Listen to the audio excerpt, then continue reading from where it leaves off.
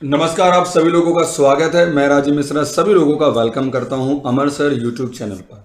तो पहले तो जरा समझते हैं कि हम लोग इस सेशन में किसके बारे में बात करना है। तो हम बात करेंगे आज जनरल स्टडीज़ के बारे में, जीके के बारे में, जीएस के बारे में। ठीक है, हमने कल बोला था कि मैं जो एक लेके आया हूँ, मैं एक सीरीज लेके आया हूँ जिसमें हम लोग कवर करेंगे करीब, याद रखना, 2500 क्वेश्चन।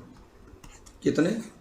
2500 क्वेश्चन कवर करेंगे, जिसको हम लोग टॉपिक वाइज भी कवर करेंगे। मतलब हर एक क्वेश्चन का आपको एक्सप्लेनेशन होगा पूरा डिटेल में। यानी आप अगर इस क्वेश्चन को दोबारा कभी देखेंगे तो क्वेश्चन कितने भी घुमा के पूछा जाए एग्जाम में, आप इस क्वेश्चन को सॉल्व कर लेंगे।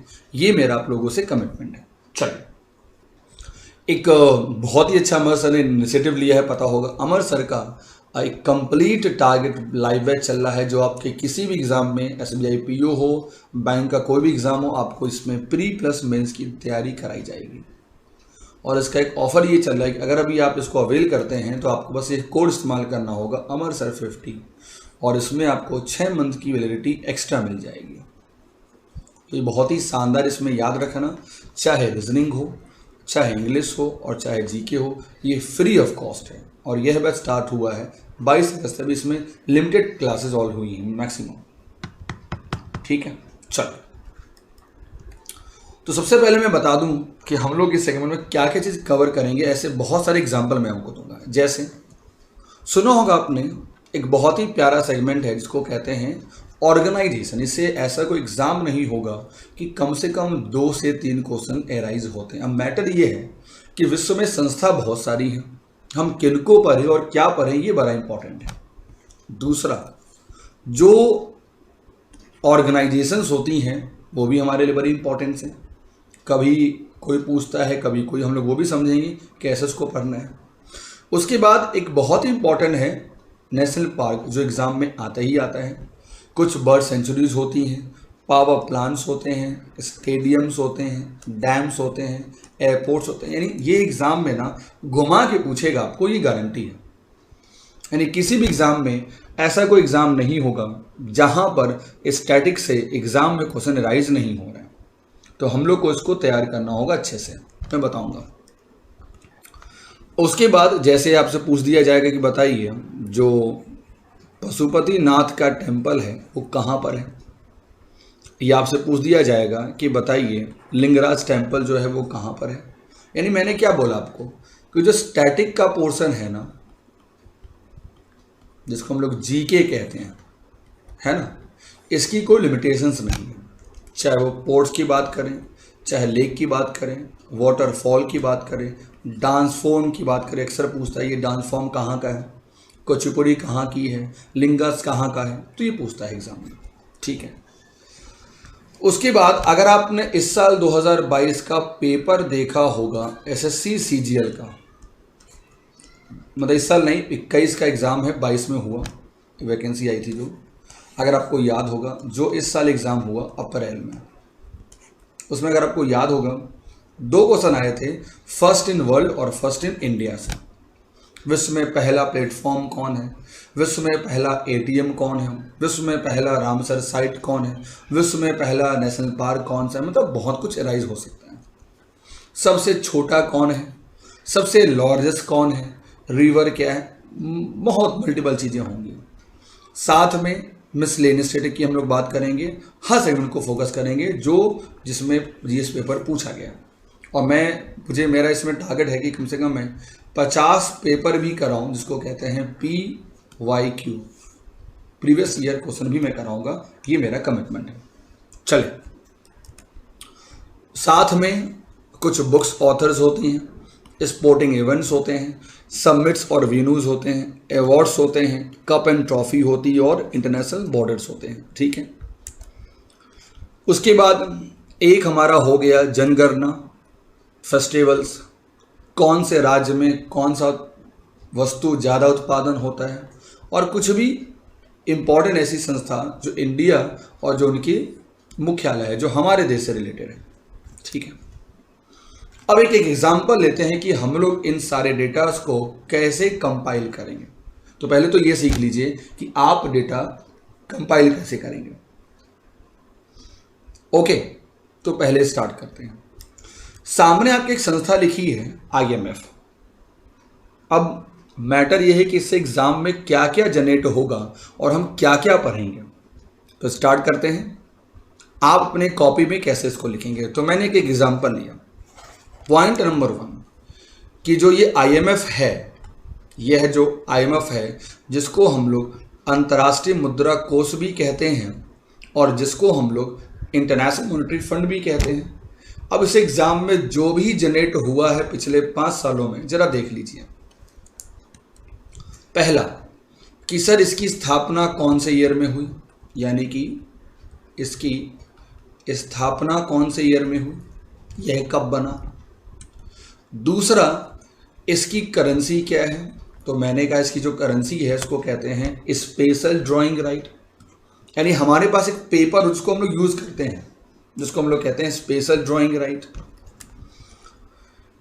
इसका काम क्या है, तो याद रखना इसका जो काम है उसको कहते हैं बैलेंस ऑफ पेमेंट। बहुत बार एग्जाम में पूछा है, चाहे रेलवे हो एसएससी हो, कि जो बैलेंस ऑफ पेमेंट होता है, अभी हम लोग वो भी देखेंगे क्या होता है, यह कौन सी संस्था का एक काम है, यानी कौन सी संस्था का ये एक फंक्शन है।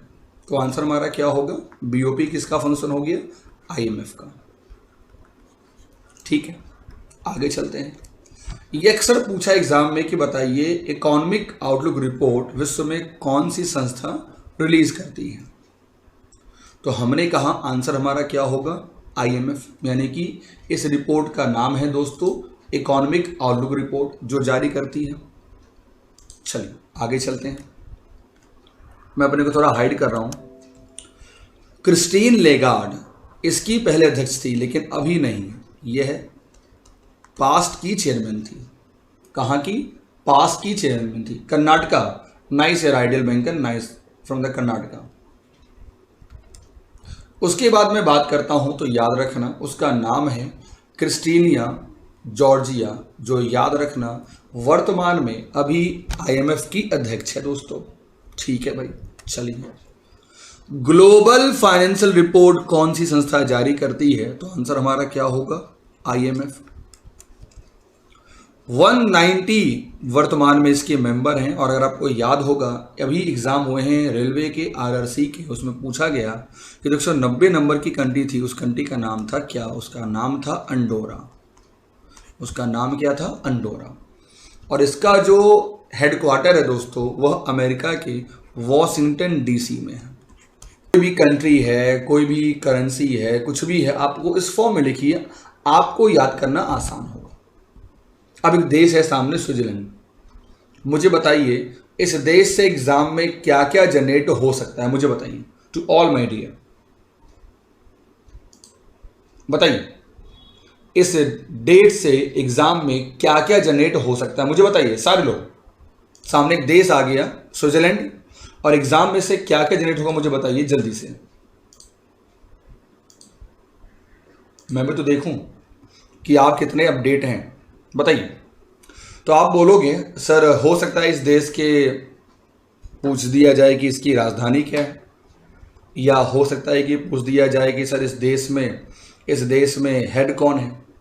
जो सबसे ज़्यादा पिछले 8 सालों में से क्वेश्चन पूछे गए हैं वो पूछा है मुख्यालय से रिलेटेड, क्योंकि सबसे ज़्यादा अगर कहीं मुख्यालय है तो याद रखना वह कंट्री है स्विट्जरलैंड। और आपको मैं बता दूं, आप लोगों को नहीं पता होगा इस कंट्री की कैपिटल क्या है, मुझे बताओ कमेंट करके कि इस कंट्री की कैपिटल क्या है, मुझे बताइए, to all my dear bankers.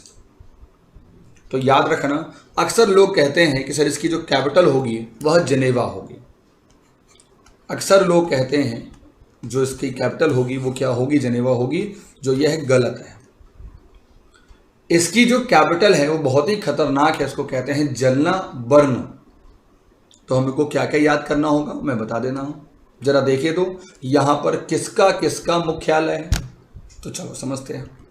सबसे पहले अगर मैं बात करूं WTO के बारे में, जिसको कहते हैं वर्ल्ड ट्रेड ऑर्गेनाइजेशन, अगर आपको पता होगा पहले इसका नाम था गैट।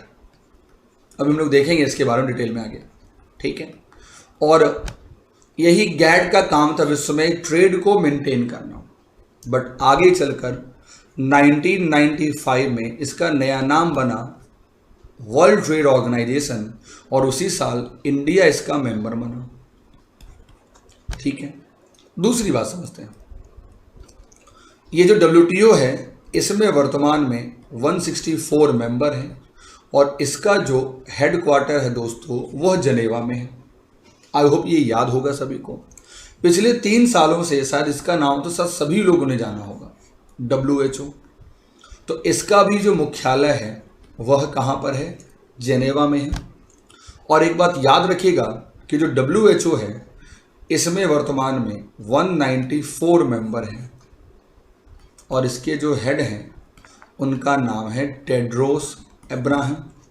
चलो ठीक है। गैट मैंने बोल ही दिया, इसका मुख्यालय कहाँ था? स्विट्जरलैंड में। एक रिपोर्ट जारी करती है अंकटाड, जो कि एक याद रखना यूएनओ का एक विंडो है जिसको कहते हैं United nation conference on trade and development, यानी अंकटाड की रिपोर्ट आती है। और वो रिपोर्ट की अगर मैं बोलूँ तो ये कहाँ पर है? यह जेनेवा में है। चलो ठीक है। वर्ल्ड इंटेलेक्चुअल प्रॉपर्टी ऑर्गेनाइजेशन की अगर मैं बात बोलूँ तो ये भी कहाँ पर है? यह स्विट्जरलैंड में है दोस्तों। ठीक है। बहुत बार बैंक के बच्चों को ये बात पता होना चाहिए कि एक टॉपिक ही मैं आपको पढ़ाऊंगा जिसको कहते हैं बेसल। तो बेसल एक बहुत ही प्यारा सा खूबसूरत शहर है और वहाँ नियम बनते हैं बैंकिंग के लिए। वहाँ नियम बनते हैं किसके लिए? बैंकिंग के लिए। तो याद रखिएगा my all dear bankers, future banker, कि बैंक फॉर इंटरनेशनल सेटलमेंट का जो मुख्यालय है वो भी कहाँ पर है? स्विट्जरलैंड में दोस्तों। चलिए, इंटरनेशनल लेबर ऑर्गेनाइजेशन की अगर मैं बात बोलूँ तो इसका भी जो मुख्यालय है वो कहाँ पर है? स्विट्जरलैंड में है। यूनिवर्सल पोस्टल यूनियन स्विट्जरलैंड में है।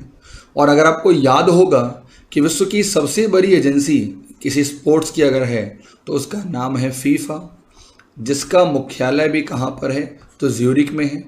और अगर आपको याद होगा कि 2022 का जो फीफा का वर्ल्ड कप हो रहा है वह कतर में है। वो कहाँ पर है? कतर में है दोस्तों। ठीक है। और याद रखना एक और हमारा हो गया जो मैंने अभी आपको बताया, बेसल। तो बेसल भी कहाँ पर है दोस्तों? तो यह कंट्री का नाम है स्विट्जरलैंड दोस्तों। अभी पता है आप, आज दिन है थर्सडे और इस कमिंग सैटरडे को और संडे को IBPS क्लर्क का एग्ज़ाम है। IBPS क्लर्क का एग्ज़ाम है। बस कुछ नहीं करना है, आपको पिछले 6 महीनों का पढ़ के जाना करंट अफेयर्स। आप बहुत ईजिली 40 में, मैं वादा करता हूँ 30+ स्कोर करोगे बहुत ही आराम और बहुत ही आसान तरीक़ों से। चलिए, अब जरा हम लोग इस टॉपिक को थोड़ा डिटेल में समझते हैं। क्या है IMF? एक्चुअली क्या है मैं आपको बता दूं। अगर आपको याद होगा, जब विश्व में जो सेकेंड वर्ल्ड वॉर ख़त्म हुआ तो देखा ये गया कुछ ऐसी कंट्री थी जिनके पास बहुत गोल्ड था, कुछ ऐसी कंट्री थी जो बहुत अमीर थी। तो वो क्या करेंगी? गरीब को करेंगी डिमोटिवेट। तो ऐसा ना हो तो विश्व में 2 संस्था बनी, एक का नाम था IMF और एक का नाम था वर्ल्ड बैंक। दोनों का काम एकदम अलग अलग है, जरा समझना, दोनों का काम एकदम अलग है। जरा देखिए, यहां मैं 2 टर्म लिखूंगा, इसको समझिएगा ध्यान से। पहला जो टर्म है जिसको हम लोग कहते हैं गरीबी, जिसको कहते हैं पॉवर्टी। क्या कहते हैं? गरीबी बोले तो पॉवर्टी। और दूसरा कहता है जिसको हम लोग कहते हैं BOP, यानी कि सुना होगा आपने, इंपोर्ट और एक्सपोर्ट को बढ़ावा देना। तो ये 2 कामों के लिए 2 संस्था बनी। पहला बनी विश्व बैंक, जिसका एक ही काम है विश्व में गरीबी को ख़त्म करना। कैसी भी गरीबी हो, किसी डिस्ट्रिक्ट में गरीबी हो, किसी स्टेट में गरीबी हो, किसी कंट्री में गरीबी हो, उस गरीबी को ख़त्म करना और डेवलपमेंट जो नेशन है, डेवलपिंग नेशंस को सपोर्ट करना फाइनेंशियल। अब जैसे इंडिया में कैश का इनफ्लो होता है, यानी कैश या तो इंडिया में आता होगा और या तो कैश इंडिया से जाता होगा। भाई, या तो हमारे देश में इंपोर्ट होता है उससे कैश जाता है, और या तो हमारे देश में एक्सपोर्ट होता है उससे कैश हमारे देश में क्या होता है, आता है, और या तो हमारे देश में फॉरेन निवेश होता होगा, हम उधार लेते होंगे, है ना। तो इन तरीकों से पैसा हमारे देश में क्या होगा, आएगा, और या तो पैसा जाएगा। तो कैश के आना और कैश के जाने को ही कहते हैं बैलेंस ऑफ पेमेंट, और इसको मदद करने के लिए बना है कौन, आईएमएफ। आपने कभी नहीं सुना होगा कि आईएमएफ ने इंडिया में किसी स्टेट को लोन दिया। वह जब भी उधार देगा तो देगा किसी कंट्री को, क्योंकि याद होगा आपको, मैंने भी बताया कि जो आयात निर्यात है, इंपोर्ट एक्सपोर्ट है, बेसिकली कहाँ होंगे, कंट्री में होंगे। ओके, चलिए। तो 44 में मीटिंग हुई, और ये मीटिंग कहाँ हुई, अमेरिका में, और याद रखना उसका नाम है ब्रेटन वुड्स कॉन्फ्रेंस, जो कि न्यू हैम्पशायर में हुई थी। तो याद रखना ब्रेटन वुड्स से दो विश्व में बनी संस्था, एक का नाम है आईएमएफ और एक का नाम है वर्ल्ड बैंक। दोनों का काम अलग अलग है दोस्तों, ठीक है। चलिए अब जरा देखो कि इसमें काम की डेटा क्या क्या है। तो मैंने आपको क्या बोला, इसका मुख्यालय बिल्कुल याद हो गया होगा, वॉशिंगटन डीसी में है। दूसरा, इसका जो मेन फंक्शन है ये भी पता होगा, मैंने भी आपको बता दिया, बैलेंस ऑफ पेमेंट को मेंटेन करना। तीसरा क्या होगा, जो करेंसी है उसको क्या कहते हैं, स्पेशल ड्राइंग राइट। देखेंगे इसमें क्या क्या करेंसी शामिल होती है। जो मेंबर हैं 190 मेंबर हैं, और इसकी स्थापना हुई 44 में, और यह काम करना स्टार्ट किया 45 में। आई होप यहाँ तक समझने में किसी को भी डाउट नहीं होगा, ऐसा मुझे पूरा यकीन है। To all my dear future banker, ठीक है, बताते रहना भाई। चलिए, तो जो मैंने आपको बोला वही देखो सामने लिखा है, record of all economic transaction between country and rest of the world is knowing as balance of payment. इसे हम बैलेंस ऑफ पेमेंट के नाम से जानते हैं, ठीक है। और जरा देखिए, या तो ट्रेड होता है विश्व में डॉलर में, या तो यूरो में, या तो यॉन में, या तो येन में, और या तो स्टर्लिंग, इसको हम लोग पाउंड भी कहते हैं। इन्हीं पांचों करेंसी में विश्व में ट्रेड होता है, और इसे हम लोग कहते हैं बास्केट ऑफ करेंसी।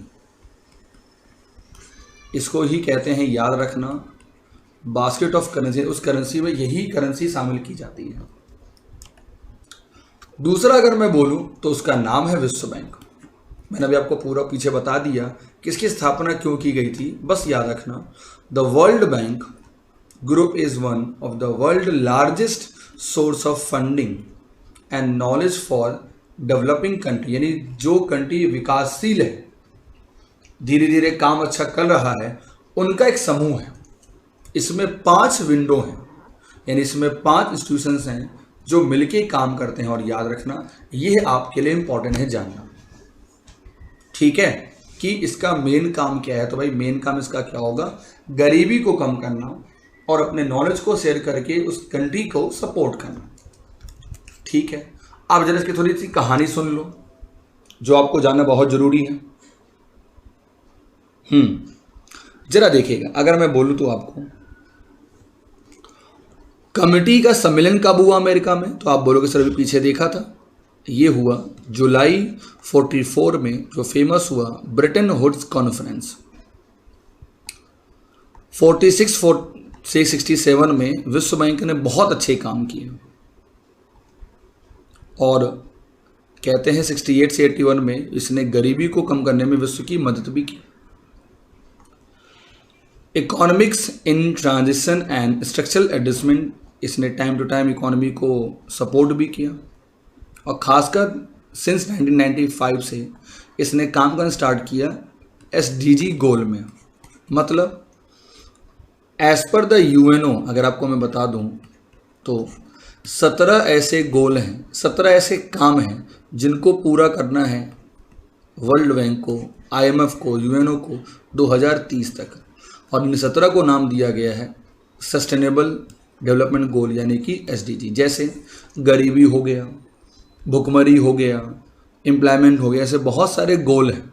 उन गोल को अचीव करना है 2030 तक। To all my dear bankers, चलिए अगर मैं बोलूं विश्व बैंक के बारे में, तो याद रखना इसे मेंबर बिल्कुल 189 हैं। गरीबी कम करना इसका मेन उद्देश्य है। इसकी स्थापना 45 में हुई थी। इसका मुख्यालय वाशिंगटन डीसी में है और इसके जो हेल्पिंग हैंड्स हैं वो 5 हैं। आपको मैं पांचों के नाम लिख दे रहा हूं, बट एग्जाम में आपको फुल फॉर्म नहीं पूछेगा, याद रखना। एक पूछता है कि बताइए विश्व बैंक का दूसरा नाम क्या है, तो आंसर हमारा होगा IBRD। दूसरा, कौन सी ऐसी विंडो है जिसको कहते हैं सॉफ्ट लोन विंडो, तो उसको हम लोग नाम देंगे आइडिया। इसी को कहते हैं सॉफ्ट, क्योंकि यह चार्ज नहीं लेती है, बस लेती है ओनली सर्विस चार्ज। तीसरा, एक विंडो है जिसका नाम दिया गया मीका। चौथा, एक विंडो है जिसको नाम दिया गया IFC। और पांचवा एक विंडो है जिसको नाम दिया गया ICSID। तो कहीं ना कहीं ये पांचों विंडो मिल के काम करते हैं, किसके लिए? विश्व बैंक के लिए काम करते हैं। ठीक है, चलिए यहाँ से आपको मिल जाएगा सारे फुल फॉर्म। अगर आप देखना चाहो तो यहाँ से देख लीजिएगा। यहाँ दो चीज़ मैं आपको बताना चाह रहा हूँ जो बहुत ज़रूरी है आपको समझने के लिए। इसी साल 2022 में रिजर्व बैंक ऑफ इंडिया के असिस्टेंट के एग्जाम में क्वेश्चन पूछा गया था मेंस में कि इसमें से ऐसी कौन सी विंडो है जो कि प्राइवेट कंपनियों को उधार देती है। तो याद रखना, सबका काम एक ही है, सपोर्ट करना फाइनेंशियल, लेकिन जो IFC है ये सपोर्ट करती है किसको? याद रखना, प्राइवेट कंपनियों को। एक डेटा ये याद रखना। दूसरा, जिसको कहते हैं सॉफ्ट लोन विंडो, वो नाम हमारा क्या हो गया? IDA। और तीसरा कि इसका दूसरा नाम क्या है विश्व बैंक का, सेकेंड नेम, तो आंसर हमारा क्या होगा? IBRD। मुझे बताओ सभी लोग जरा जल्दी से, क्या यहां तक समझने में किसी को भी कोई डाउट है? मैं मानता हूं अभी बहुत लोगों का एग्जाम होगा बैंक का, क्लर्क का, बट आप कभी इसको इग्नोर नहीं कर सकते हैं। To all my dear bankers, ठीक है। चलो अब जरा कुछ हम लोग प्रैक्टिस करते हैं जल्दी से कुछ क्वेश्चन आंसर के फॉर्म में, और देखते हैं कि हमारे क्वेश्चन आंसर के फॉर्म में हमारी परफॉर्मेंस क्या होगी। ठीक है, चलिए तो एक रैपिड फायर में कराता हूं, पता चले कि हमारी परफॉर्मेंस कैसी हो रही। आपको जाना बहुत जरूरी है, ठीक है। चलिए, और उम्मीद करता हूं कि आप ज्यादा समय नहीं लेंगे और आंसर देने की कोशिश पूरी करेंगे। ठीक है, चलिए सबसे पहला क्वेश्चन आपके सामने है, मुझे बताइए इसका आंसर क्या होगा। आपके सामने दो क्वेश्चन है। पहला आपको बताना है कि आजाद भारत का जो बजट आया वो कब आया और किसने लाया। दूसरा क्वेश्चन है कि यहां आपके सामने दो क्वेश्चंस हैं। पहला क्वेश्चन क्या है कि आजाद भारत का जो बजट आया वो किसने लाया, और दूसरा क्वेश्चन ये है कि हमारे देश में हम सभी को पता है पहले एक योजना आयोग हुआ करता था जिसको नीति आयोग ने रिप्लेस किया। तो इस योजना आयोग की घोषणा कौन सी वित्त मंत्री ने की थी, मुझे बताओ जरा जल्दी से। इसका आंसर क्या होगा, बताओ इसका आंसर क्या होगा, बताइए।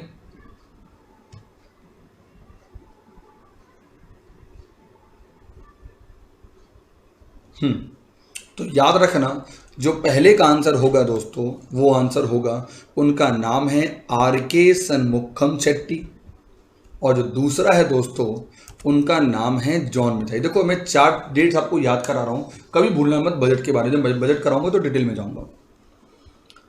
नंबर 1, 1733 में विश्व में पहली बार इस शब्द को लोगों ने जाना UK में। दूसरा, इंडिया में जाना 1860 में। कहाँ जाना? इंडिया में, कि भाई बजट नाम का कोई शब्द होता है। तीसरा, आज़ादी के पहले 1869 में देश को मिला देश का पहला बजट। आज़ाद नहीं हुए थे बट इंडिया को मिला पहला यूनियन बजट।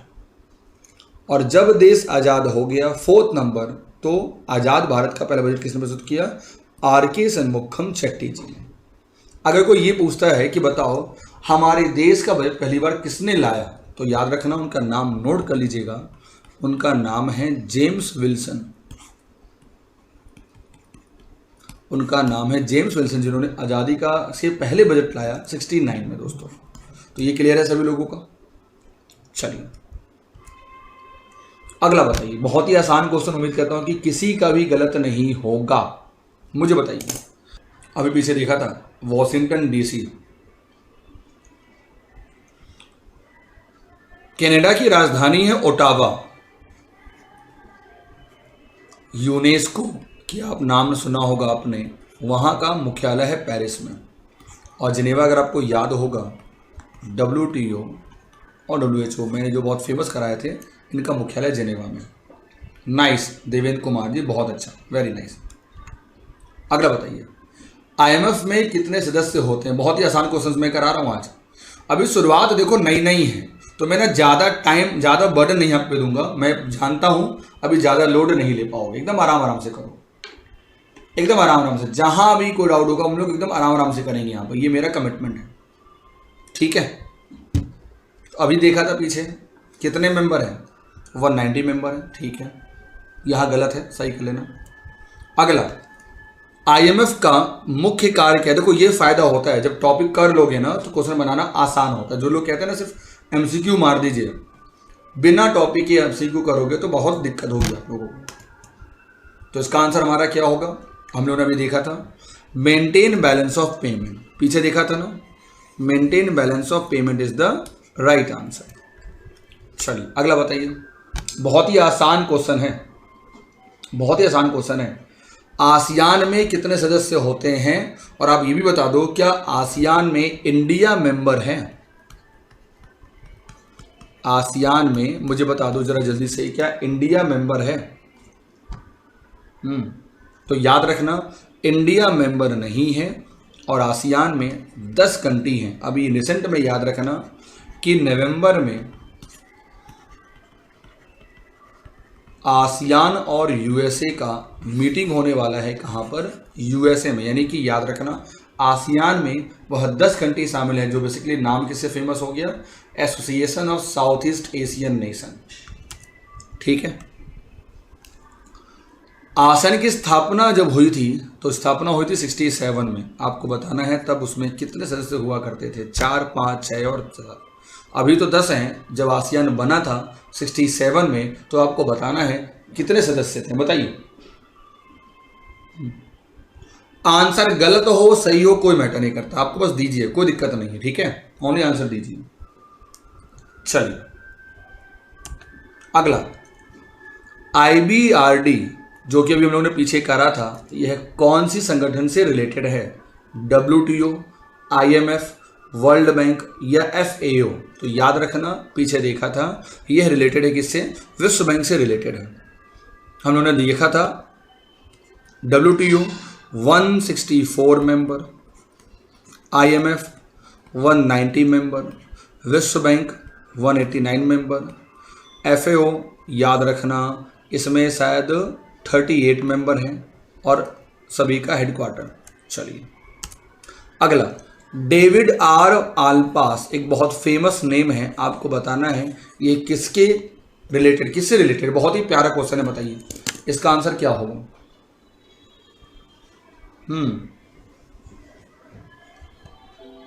बताइए यह किससे रिलेटेड है, बताइए जल्दी से।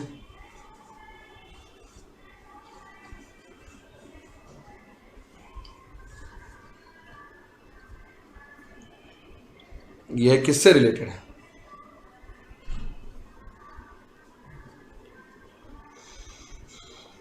तो अभी हम लोगों ने बोला था कि यह जो रिलेटेड है, ये रिलेटेड है किससे? विश्व बैंक से। किससे रिलेटेड है? विश्व बैंक से। किससे रिलेटेड है? विश्व बैंक से दोस्तों। तो आंसर हमारा क्या होगा? इनमें से कोई नहीं, ठीक है। यही है डेविड मालपास, जो कि वर्तमान में वर्ल्ड बैंक के अध्यक्ष है दोस्तों। बहुत अच्छा, एक बहुत ही प्यारा क्वेश्चन है। अभी पता होगा आपको, G7 का एक मीटिंग हुई है और वह मीटिंग हुई है जर्मनी में। वो कहाँ हुई है? जर्मनी में। अगर आपको याद होगा, पहले इसी का नाम G8 हुआ करता था और 2014 में जब रसिया ने यूक्रेन के क्रीमिया पर हमला किया तो रसिया को इस G8 से हटा दिया गया और तब बन गया G7। तो क्वेश्चन ये कहता है कि जब राष्ट्रपति डोनाल्ड ट्रंप हुआ करते थे, अमेरिका के राष्ट्रपति, तो उसने घोषणा की थी कि कम से कम जो भी मीटिंग होगी उसमें हम 4 और देशों को शामिल करेंगे। जैसे एक उसने कहा था कि रूस होगा, एक उसने कहा था ऑस्ट्रेलिया होगा, एक उसने कहा था भारत होगा, और भारत हुआ भी इस बार, और कहा था चौथा कौन होगा। तो ये तो नहीं होगा, ये भी नहीं होगा। आंसर क्या होगा? साउथ कोरिया होगा। आंसर क्या होगा? साउथ कोरिया होगा। चलिए, जब बना यूनाइटेड नेशन 44 में, सभी को पता है, और अभी बताने हैं आपको इसमें कितने मेंबर स्टेट हैं। तो अभी कितने मेंबर हैं? 193 मेंबर हैं। कितने मेंबर हैं? 193 मेंबर हैं। और इनके जो हेड साहब हैं उनका नाम है एंटोनियो गुटरेस। अभी बताइए जल्दी से, एडीबी में कितने मेंबर हैं? तो याद, यहाँ मेरे 2 क्वेश्चन आपको मुझे बताओ जरा जल्दी से, कि एडीबी का जो मुख्यालय है मुझे बताओ वह कहाँ पर है। हाँ, मुझे बताओ जरा जल्दी से कि एडीबी के जो हेड हैं उनका नाम क्या है, बताइए जल्दी से बताइए। तो आपको मैं कहना चाहूँगा कि जो एडीबी है इसकी जो मुख्यालय है वह है मनीला में, और इसके जो हेड हैं उनका नाम है मसताका असकावा। मसताका असकावा, मसताका असकावा इसके हेड है दोस्तों। ठीक है, चलिए,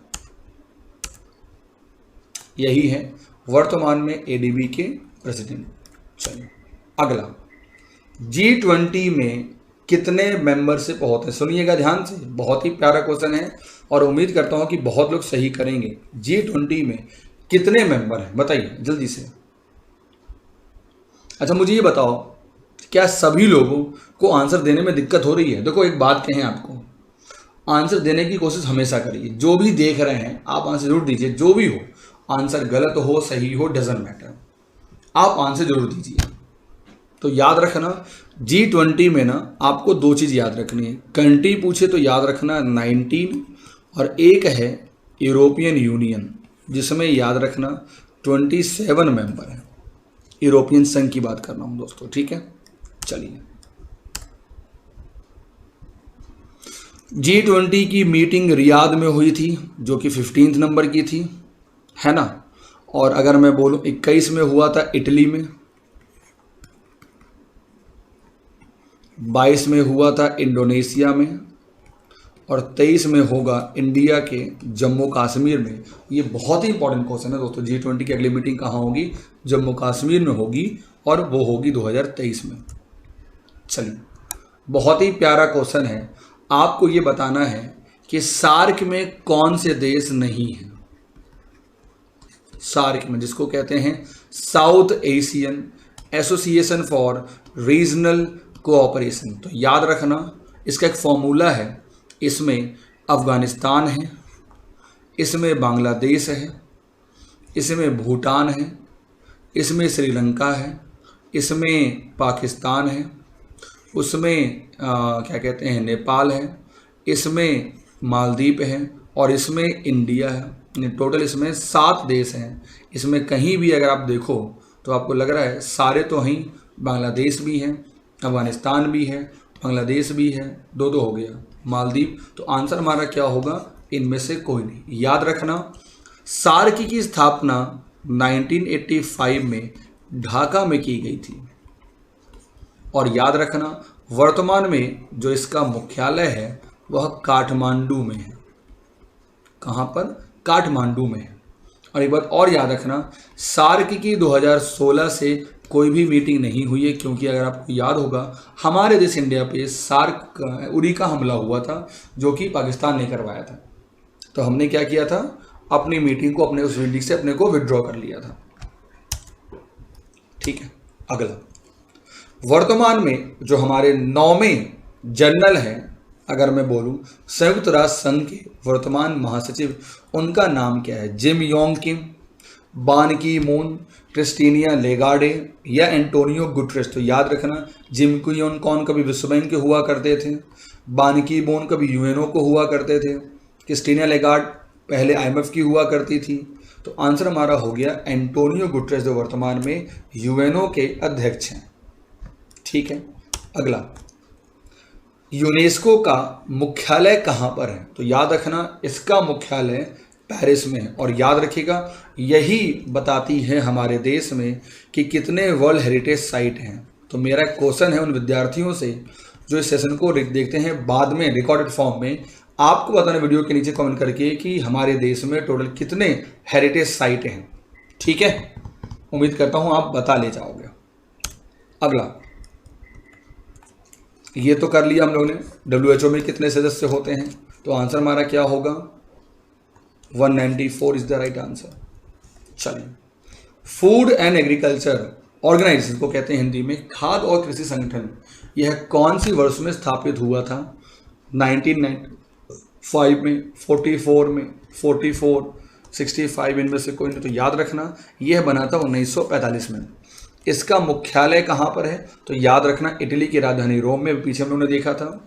और इसके जो 9वें महानिदेशक हैं उनका नाम है क्यू डोंग्यू।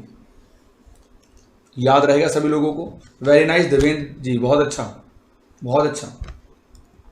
अगला, बहुत ही आसान, और अगर आपने यह क्वेश्चन गलत कर दिया इसका मतलब कि भाई हालात बहुत खराब हैं।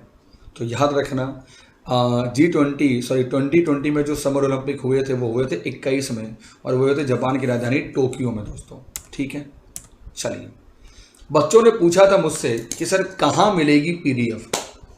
तो याद रखना इसको नोट कर लीजिए, आपको मिलेगी टेलीग्राम में, आप सर्च करिएगा @अमर क्लासेस के फॉर्म में।